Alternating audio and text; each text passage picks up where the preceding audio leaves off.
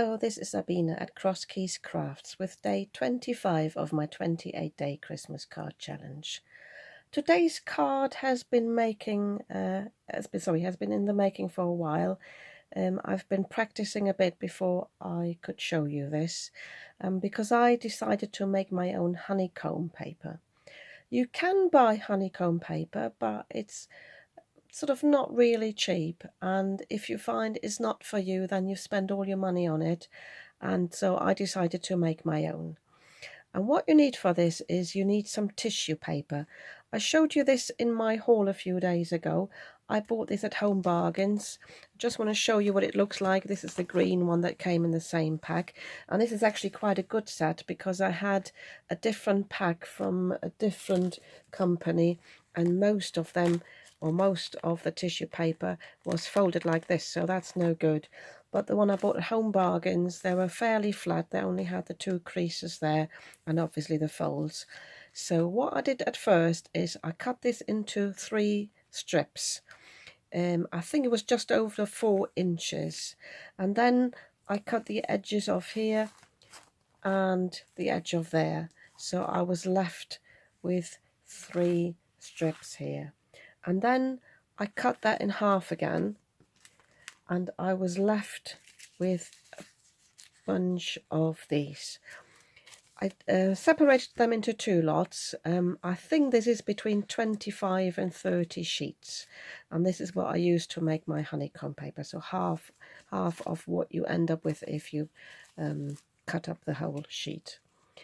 And what I've done then is I practiced that a bit a few weeks, and I had a few fails on the way, so I decided to do it this way. And this is inspired by Lindsay the Frugal Crafter, and I found another video where a lady made a smaller sheet. Because what you need to do to stick together the tissue paper to make honeycomb paper, you need to apply glue and vary this from sheet to sheet. And the first trial I had, I thought I could do this in my head and I can just do it randomly. But if you're not fully concentrating, it's quite difficult to remember where you put it. So I made myself a template. I traced the size of my sheet here. Obviously, you can do it in the bigger sheet. So if you want to keep it the length of this, you can do that. I just decided to cut mine down. And then I marked alternating strips. I started mine because you want something that starts almost at the top and you want to finish the other one. I marked them with 2 different colors. I'll explain that in a moment how I did that. So the other one has to be at the bottom, because when you use the sheets you don't want too much of a gap between what you use. So I just marked mine at 1/4 of an inch, 1 1/4, 2 1/4, 3 1/4 and 4 1/4. And then I just used a different colour and marked it in between. And you see I've made the markings going across here, because when I lay my tissue paper down, I know then where to put the glue. All you need to do is you need a Pritt stick, any sort of glue stick, dry glue stick, and you need to use, you need to use the edge of your glue. And what you do is you start, like say with the orange, and you just put the glue down there on all the orange lines.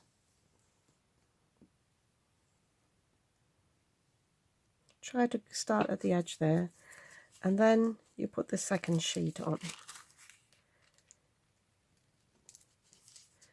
This one's actually a bit smaller, but it doesn't matter, you cut it to size anyway afterwards.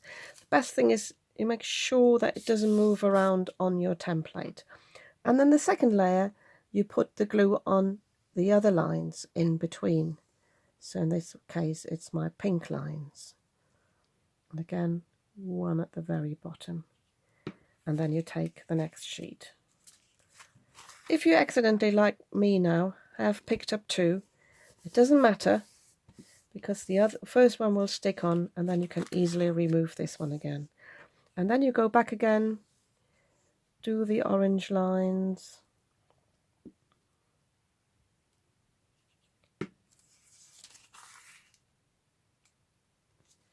always press it down. Sure, see, that's another, that was 2 again, and then I will go back and do the pink lines until you used all these sheets up.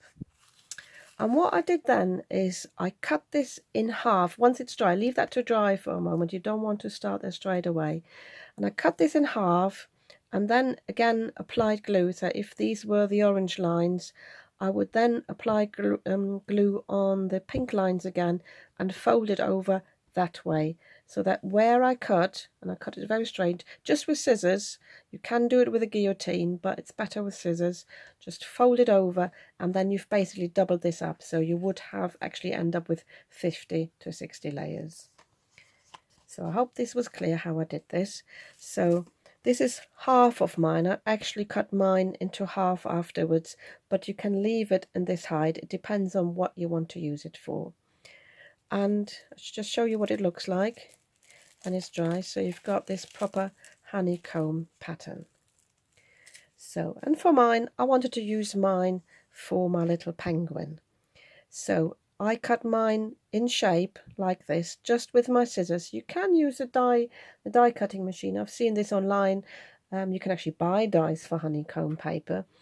But the problem with that is that if you apply too much pressure, it's very difficult to get the tissue layers apart again. I had to pry them apart again a bit where I used my scissors. So as I said, I cut this apart. This is the edge that I folded over, so this stays an edge as it is, and I basically cut the shape out of here. I then cut myself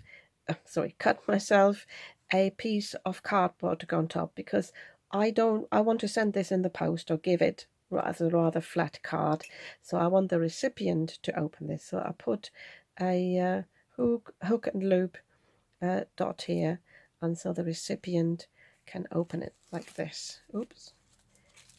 Stick it down, and then the penguin has got a rather big belly. If you cut a sort of slimmer shape like this, yeah, make sure, by the way, you're cutting the right way, so the glue lines face that way and you cut this way. Yeah, don't cut it this way round. Yeah, otherwise you won't have the effect of the. So for the penguin itself, again, I've seen this online. You can buy dies for penguins and other animals or Christmas designs, but I didn't want to spend any money on that. So I had a look on Google what a cute penguin would look like, and I just cut myself a template. I just drew one by hand, and I actually only drew half of it, folded the sheet in half, and then just basically cut it like this so it's symmetrical.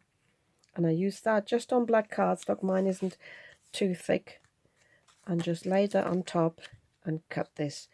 First with my Fisker scissors, and all the round bits are cut with my round nail scissors. I find this the easiest way to do round parts.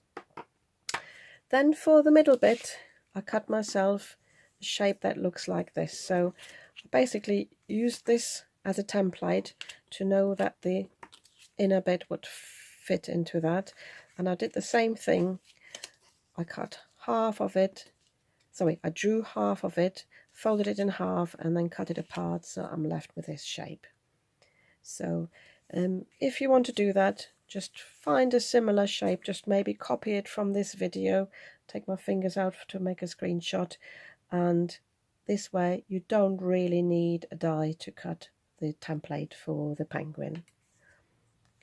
So I stuck these two together. Again, the white is a really thin cardstock because you don't need a thick layer on that. And then just by hand, very randomly, I'll cut these little feet. You can choose different shapes. You can even have little ovals. I just stuck these behind before I stuck the penguin down. The beak is just like a diamond shape, but slightly rounded, again cut with my nail scissors. I just drew a little line for the mouth, and I added some white here on the beak, and also added some white on the eyes, and they're just pieces cut with my hole punch. I then stuck this down on some cardstock, some pattern paper. The pattern paper is actually the 6x6 pad I showed you that I got from the works. Obviously that's not big enough for my 5x7 card, so all I did was the strip I cut off on this side, I just added it at the bottom. I put some sellotape in from behind and just added this and cut this down to size. I'm going to add a sentiment strip here. The one I cut though I'm not too happy with because it's actually a bit too wide, so I'm going to find a different one that will just cover the line there where the two pieces are put together. So I'll find a different sentiment there, but that will actually finish the card. So I think this is quite nice, quite cute, and reminds us of the belly you get at Christmas when you eat too much. Okay, I hope you like this idea. If you did, I'd be happy if you gave me a thumbs up, and I'll see you tomorrow for the next video.